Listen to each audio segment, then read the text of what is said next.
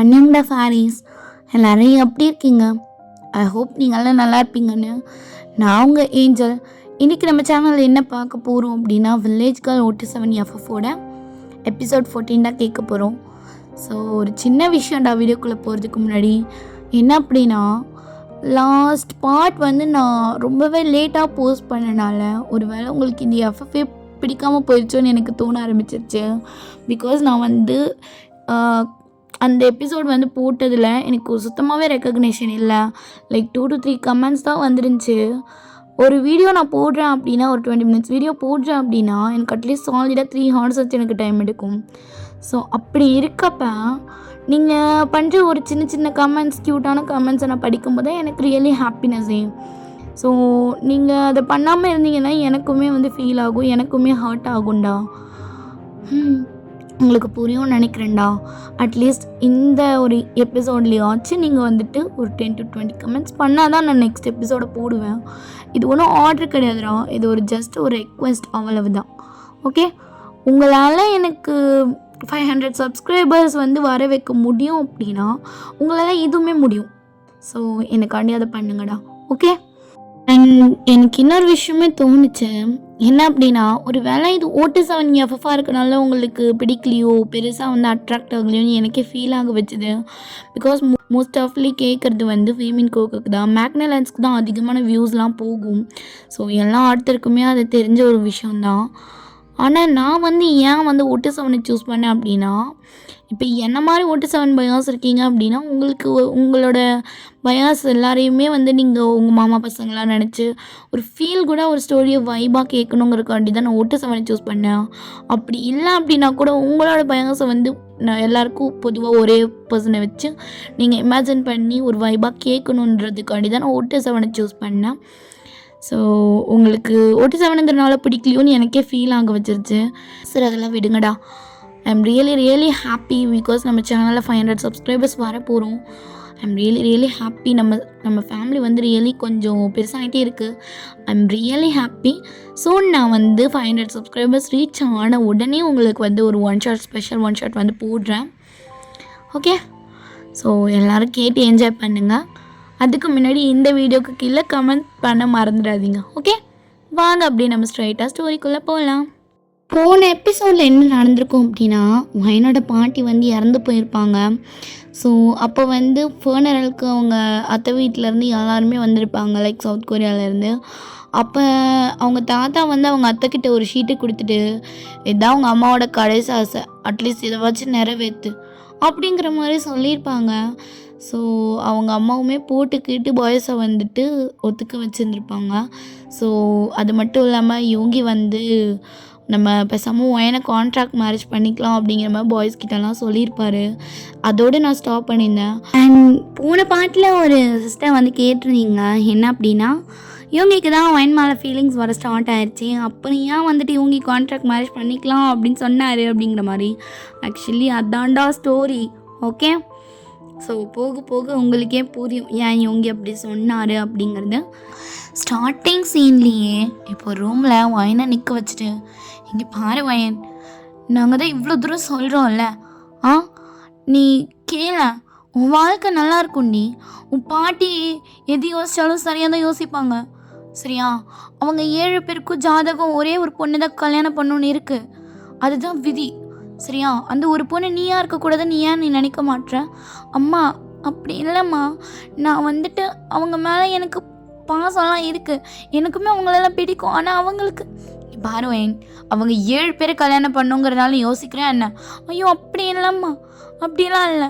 அன்றைக்கி நானும் அத்தையும் ஜாதகம் பார்க்க போயிருந்தோம், ஞாபகம் இருக்கா? ஜோசியம் பார்க்குறதுக்கு. அன்னைக்கு உன்னோட ஜாதகத்தையும் தான் நான் எடுத்துகிட்டு போயிருந்தேன். ஏன்னா அன்னைக்கு தாத்தா சாமி ஆடிட்டு சொல்லும் போது எனக்கு பெருசாக நம்பிக்கை இல்லை. அதாவது சாமி மேலெல்லாம் நம்பிக்கை இருக்குது, ஆனால் 7 பேர் எப்படி ஒரு பொண்ணை கல்யாணம் பண்ணிக்க முடியும் அப்படிங்கிற நம்பிக்கை எனக்கு இல்லாமல் இருந்துச்சு. அப்போ நான் உன்னோட ஜாதகத்தை எடுத்துகிட்டு போய் உன்னோட ஜாதகம் எப்படி இருக்குன்னு சொல்லிட்டு பார்க்கலாம் அப்படின்னு எடுத்து போனேன். ஏன்னா உன் அத்தை கேட்டுக்கிட்ட விஷயம் அப்படி. ஜேகேவை உனக்கு கல்யாணம் பண்ணி வைக்க சொல்லி அவள் கேட்டா. அதனால் உன் ஜாதகத்தையும் ஜேகே ஜாதகத்தையும் பார்க்கறதுக்காண்டி தான் நாங்கள் போனோம். அப்போ தான் இந்த எல்லா ஜாதகத்தையும் ஒன்றா வச்சு கேட்கும்போது ஜோசியர் சொன்னார், இந்த ஒரு பொண்ணு தான் இவங்க 7 பேரையும் கல்யாணம் பண்ணிக்கணும், அதுதான் விதி அப்படிங்கிற மாதிரி. ஆனால் நாங்கள் வீட்டுக்கு வந்து ஏன் சொல்லலை, ஏன்னா அவங்க 7 பேரும் வேற ஒரு பொண்ணை லவ் பண்ணுறாங்கன்னு உங்கள் அத்தை சொன்னனால தான். அம்மா அப்போ உனக்கு இது ஆல்ரெடி தெரியுமாம்மா? தெரியும்டி, தெரியாமல் இருக்குமா? இங்கே பார்வையன், உனக்கு எது சரி தப்பு அப்படிங்கிறத சொல்லி வளர்த்த உன் அப்பானா. உனக்கு உன் வாழ்க்கை நல்லா இருக்கும்னு எனக்கு நல்லாவே தெரியும். நீ என் பொண்ணு, என் ரத்தம். இவங்க 7 பேரும் நான் சொன்னால் நீ கல்யாணம் பண்ணிக்கணும் எனக்கு தெரியும். ஆனால் நான் உன்னை ஃபோர்ஸ் பண்ண மாட்டேன். ஏன்னா உனக்குமே அவங்க 7 பேரையும் பிடிச்சிருக்கு, அப்படி தானே? அப்பா எனக்கு தெரியுமா நீ என்ன யோசிப்ப, என்ன பேசுவ, என்ன செயல்படுத்துவ எல்லாமே. ஏன்னா உன்னை சின்னலேருந்து பொத்தி பொத்தி பாதுகாத்து வளர்த்தவங்க நாங்கள், சரியா? உன் வாழ்க்கை அவங்க 7 பேரையும் கல்யாணம் பண்ணிக்கிட்டா எங்களை விட தங்கத்தட்டில் இல்லை வைரத்தட்டில் வச்சு உன்னை தாங்குவாங்க. ஆரம்பத்தில் எல்லாமே உனக்கு கஷ்டமாக தான் இருக்கும். எல்லாருக்குமே முதல் காதல் ஜெயிச்சிட்டா இந்த உலகத்தில் இருக்கவங்கெல்லாம் அப்புறம் என்ன பண்ணுவாங்க? ஸோ நீ தான் உன்னோட அன்பால் அவங்களோட எல்லா விஷயத்தையுமே மாற்றணும். இதுதான் விதி, வேற ஒன்றுமே பண்ண முடியாதுடா. உன் பாட்டியோட கடைசி ஆசை மட்டும் இல்லை, உன் அப்பா என்னோட கடைசி ஆசையும் தான். நீ என் தங்கச்சி பசங்க 7 பேரையும் கல்யாணம் பண்ணிக்கல அப்படின்னா உன் அத்தை சொன்னது தான்டா. அப்பா அப்படிலாம் பேசாதீங்கப்பா, என்னப்பா பேசிகிட்டு இருக்கீங்க? நீங்கள் சொன்னாலே நான் கேட்பேன், நீங்கள் என்ன இப்படிலாம் சொல்கிறீங்க? இங்கே பார்வையன், நான் உன்னை அழுக வைக்கணும், உன்னை பயமுறுத்தணும்னுலாம் சொல்லடா. எனக்கு உண்மையை சொல்லப்போனா நீ அவங்க 7 பேரையும் கல்யாணம் பண்ணிக்கிட்டாந்தாண்டா எனக்கு சந்தோஷமே. நான் பண்ணிக்கிறேன்ப்பா, நான் பண்ணிக்கிறேன், நீங்கள் எதுவும் பேசாதீங்கப்பா, நீங்கள் பேசாதீங்க எதுவுமே அப்படின்னு சொல்லிட்டு அவன் ஹக் பண்ணிக்கிறான். அப்போ அவங்க அப்பாவும் பாருடா வாழ்க்கை நல்லாயிருக்கும் அப்பா, இன்னைக்கு சொல்கிறது உனக்கு தப்பாக தோணல, ஆனால் பெருசானா என் அப்பா அன்றைக்கி சொன்னதுனால தான் நான் இவ்வளோ தூரம் சந்தோஷமாக இருக்கேன் அப்படிங்கிறது உனக்கு தோணும் வரும். அப்போ உனக்கு புரியும்டா. அப்பா அப்பா எனக்கு புரியுதுப்பா, நீங்கள் இந்த மாதிரிலாம் சொல்லாதீங்கப்பா. சரிடா, சரி நீ அழுகாத, நான் சொல்ல மாட்டேன், சரிப்பா அப்படின்னு சொல்லிட்டு இங்கே அப்படியே ஒரு பாசமலையை பொழிஞ்சிட்டு இருக்காங்க. ஸோ இங்கே அப்படியே சீனை கட் பண்ணி பாய்ஸ் கிட்ட காமிச்சா வண்டர்ஃபுல். உங்களை மாதிரி இவ்வளோ அழகாக பர்ஃபெக்டாக பிளான் போட யாராலையுமே முடியாது. உங்களுக்கு அவளை பிடிச்சிருக்கிறவங்களுக்காக எங்களையும் இதில் ஃபோர்ஸ் பண்ணுறீங்க பாருங்க. அங்கே நிற்கிறீங்க ஹயோங், அங்கே நிற்கிறீங்க நீங்கள். தயோங் அது இங்கே பாருங்க ஹயோங், ஆரம்பத்துலேருந்தே உங்களுக்கு ஒயினை பிடிச்சிருக்கு, அது எனக்கு நல்லாவே தெரியும். ஏன்னா நீங்கள் யூனாவை பார்க்காத பார்வையே ஒயின் மேலே பார்க்குறீங்க ஹயோங். நான் அதை ஸ்டார்டிங்லேருந்தே நோட் பண்ணிட்டு தான் இருக்கேன். அந்தளவுக்கு ஒன்றும் முட்டாள் கிடையாதுண்ணா.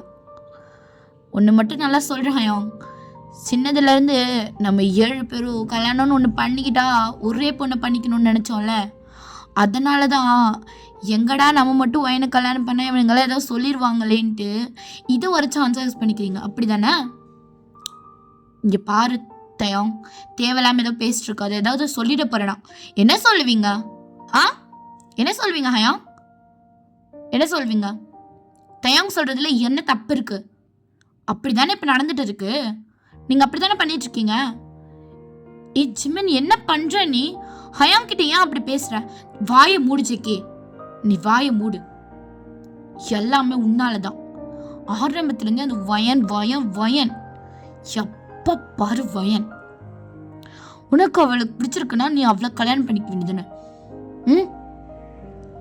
எப்படா சான்ஸ் கிடைக்கும் இந்த மாதிரி நம்ம போய் எதுனா யூஸ் பண்ணி நம்ம கல்யாணம் பண்ணிக்கலாம், நீயும் அவங்களும் யோசிச்சுட்டு இருக்கிறது எங்களுக்கு தெரியாதுன்னு நினச்சிட்டு இருக்கீங்களா?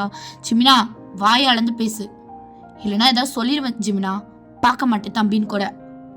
ஹயோங் நீங்கள் பேசுறதெல்லாம் இல்லை, நீங்கள் பண்ணுறதெல்லாம் பார்க்க அப்படி தான் இருக்கு, ஆனால் பேசுனா வாயை அளந்து பேசு, எல்லாம் ஏதாவது சொல்லிடுவேன்.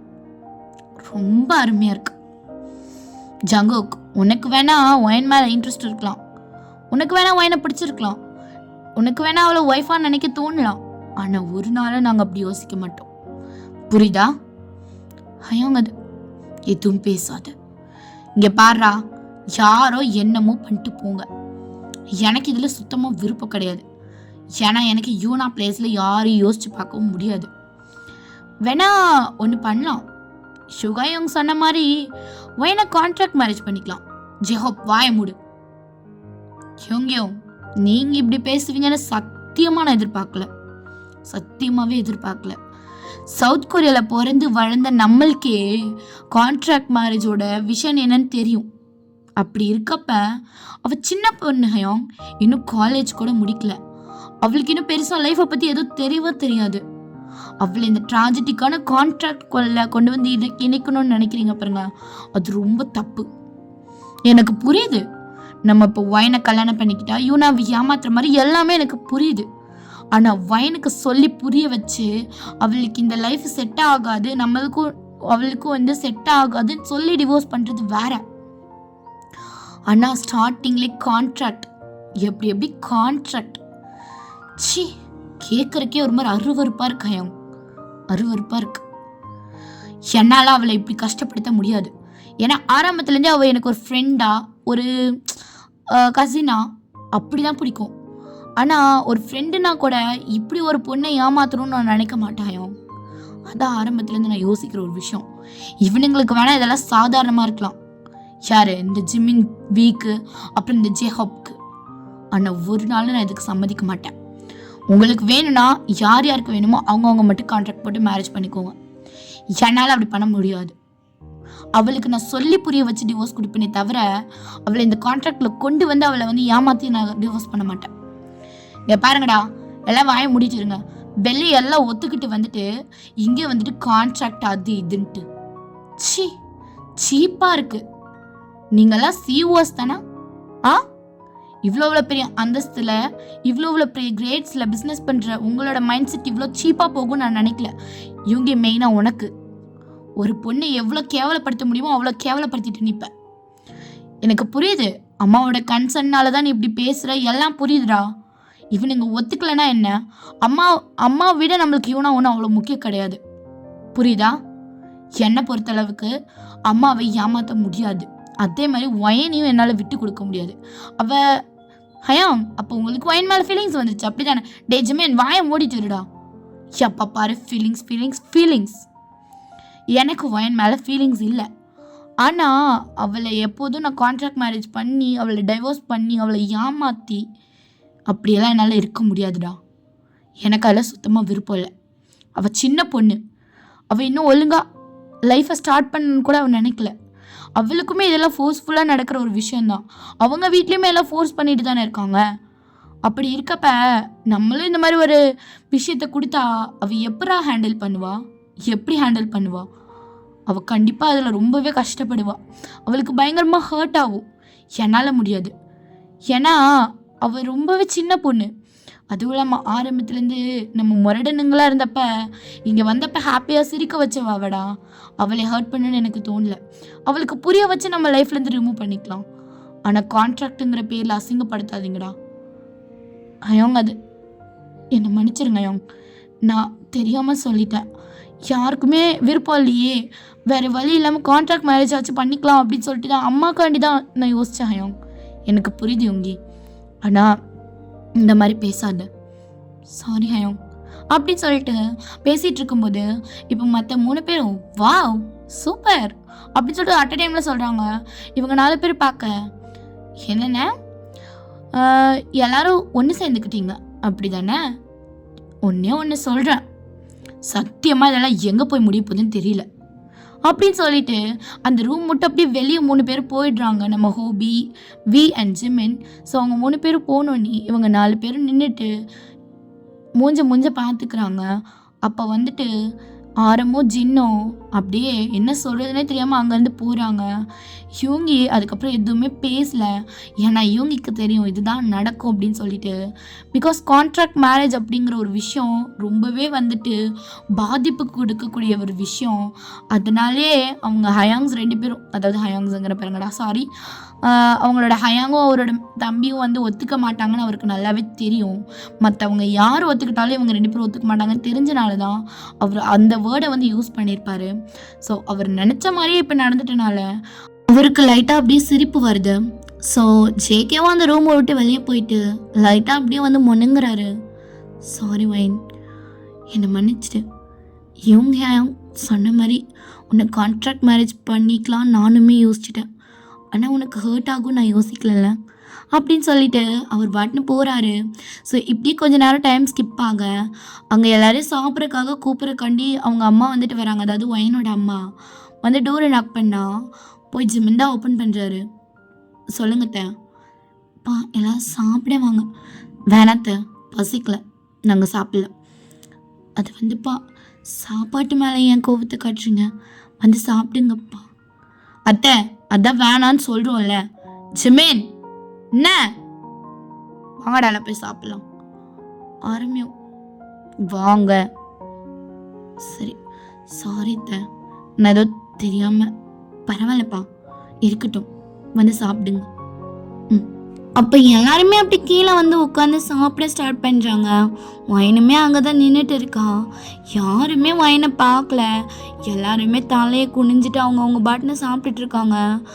ஒயனுக்கு இது கொஞ்சம் கஷ்டமாக இருக்குது. ஆனாலும் அவள் பெருசாக அதுக்கு ரியாக்ட் பண்ணலை. அப்படியே அமைதியாகவே இருக்கான்.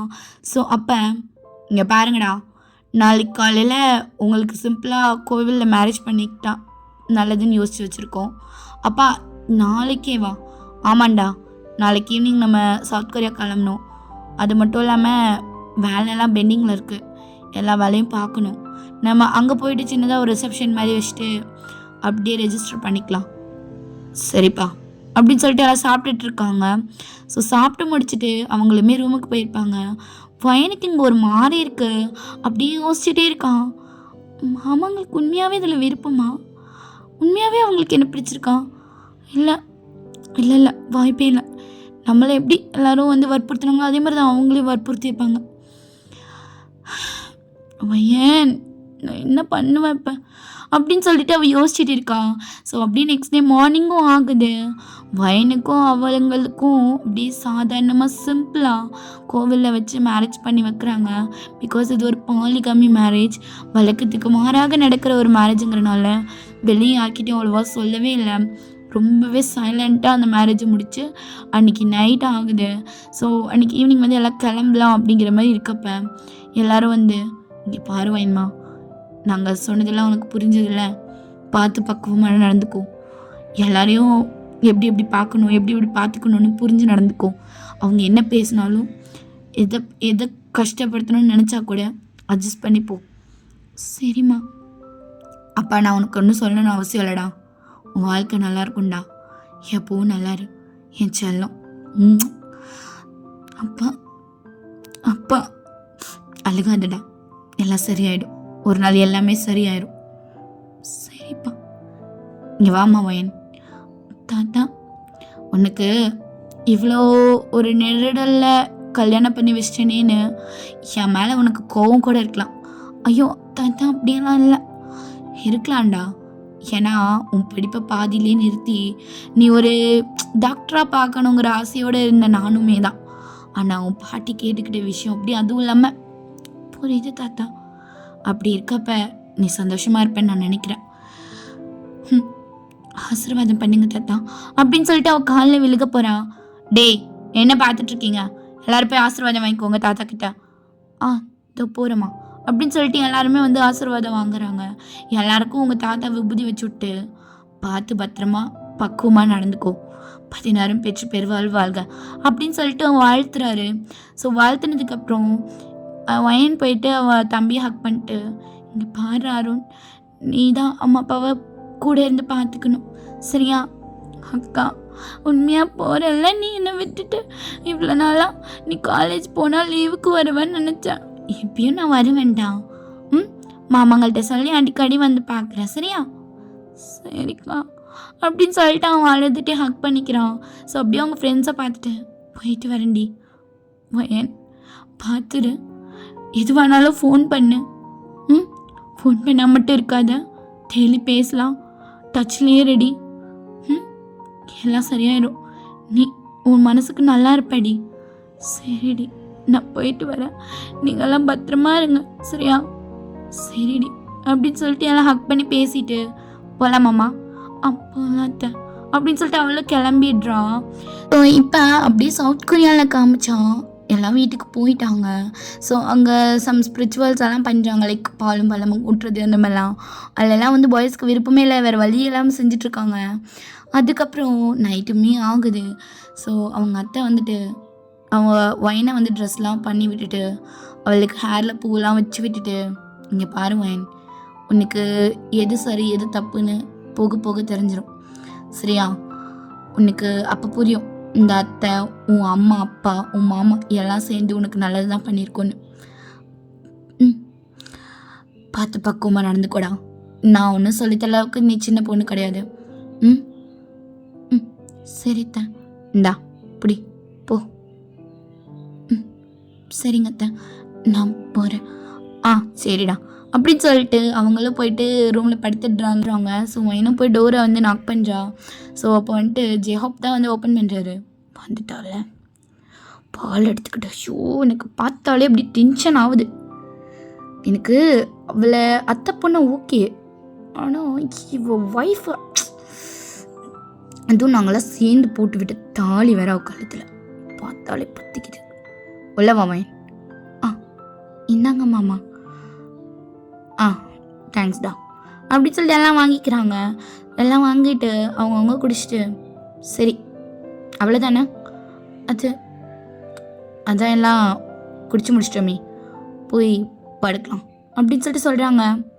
மாமா இங்கே ஒரு பெட்டு தான் இருக்குது, நாங்கள் 7 பேரும் இங்கே படுத்துக்கிறோம், நீ அந்த கவுச்சில் படுத்துக்கிறியா? சரி மாமா, நான் அங்கே போய் படுத்துக்கிறேன் அப்படின்னு சொல்லிட்டு அவளும் போயிட்டு அவள் முந்தானி வச்சு அவளோட இடுப்பு அவளோட தலை எல்லாத்தையுமே வந்து கவர் பண்ண மாதிரி போத்திட்டு அப்படியே வந்து படுத்துக்கிறான். ஸோ பாய்ஸுமே போய் அவங்கவுங்க போய் பெட்டில் படுத்துக்கிறாங்க. ஸோ நம்ம இதோட இந்த பார்ட்டை ஃபினிஷ் பண்ணிக்கலாம். அண்ட் பாய்ஸ்லாம் வந்து ஒய்ஃபை அக்செப்ட் பண்ணிக்குவாங்களா இல்லையா, அந்த கான்ட்ராக்ட் என்ன ஆச்சு, உண்மையாகவே கான்ட்ராக்ட் மேரேஜ் தான் பண்ணாங்களா இல்லை கான்ட்ராக்ட் போடாமல் மேரேஜ் பண்ணாங்களா, அண்ட் யூனாவை வந்து அவங்க லவ் பண்ணலைங்கிறது தெரிஞ்சுக்குவாங்களா, ஒயந்தா உண்மையான ட்ரூ லவ்னு புரிஞ்சுக்குவாங்களான்னு சொல்லி நெக்ஸ்ட் எபிசோடில் பார்க்கலாம். பாய், லவ் யூ சாராங்கே.